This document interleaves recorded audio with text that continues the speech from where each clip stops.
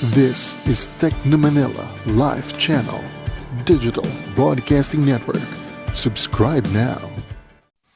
Hello sa ating viewers, here's the unboxing of the Baron Digital TV Receiver, the newest product of Adtel Incorporated, the distributor of the Baron Digital TV Antenna.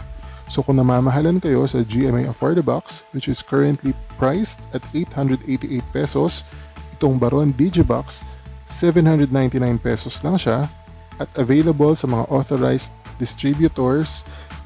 Meron din sa Shopee saka sa Lazada.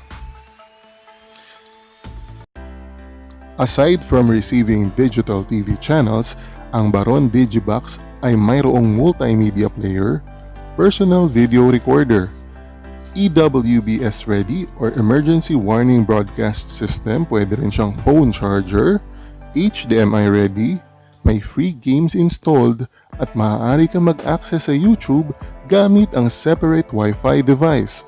Ang Wi-Fi device na ito kasama ang Digibox ay nagkakahalaga ng 999 pesos.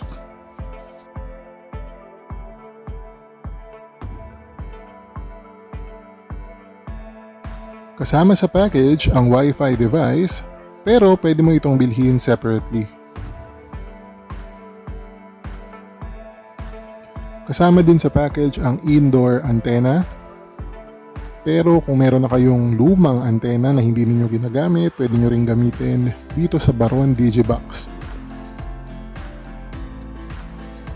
Kasama dun sa remote control ay dalawang AAA batteries and may dedicated button ito para sa YouTube. Pero kailangan meron kayo ng Wi-Fi adapter at nakakonect kayo properly configured doon sa Wi-Fi na available sa inyong lugar.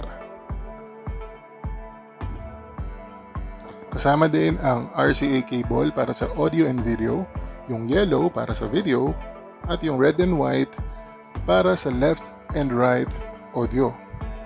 Hindi kasama yung HDMI cable, pero kung gusto niyo na mas malinaw ang resolution or video output, ay inirekomenda na bumili kayo ng HDMI cable. Pwede rin yung mga luma yung cable sa mga ibang device na ginagamit niyo. Meron din itong warranty certificate kung saan 7 days replacement at 1 year warranty. Para sa mga karagdagang impormasyon ay maaari kayong mag-refer doon sa user manual para sa installation.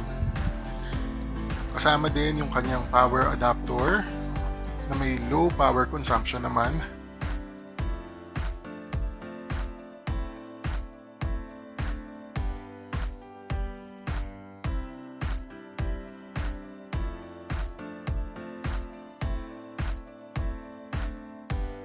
Tapos, ang mismong setup box or yung Baron Digital Box.